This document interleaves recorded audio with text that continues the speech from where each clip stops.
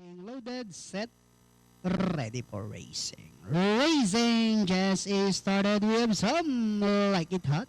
Break quick later start Mr. Tatler rushing upon the outside his magical bell. Running by the rainy storm goddess, the next online Her Highness. Nobody but you comes next while Amazon is the early trailer by about 8 lengths of the leader. Racing down the backstretch we have some like it hot. By a length, magical bell is on the outside and watching in third is Mr. Tatler, Her Highness. Comes next then followed now by a storm goddess, nobody but you, while Amazon is still racing in less.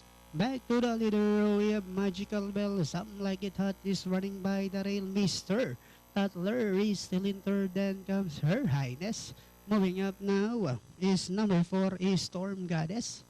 Then comes nobody but you, while Amazon is still racing in less. And Diana entering the home stretch, magical bell, some like it hot. Mr. Tatler now finds some opening down on the inside and now say it's my turn to take the lead. We have Mr.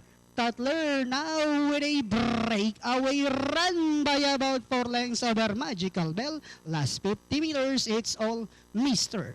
Tatler.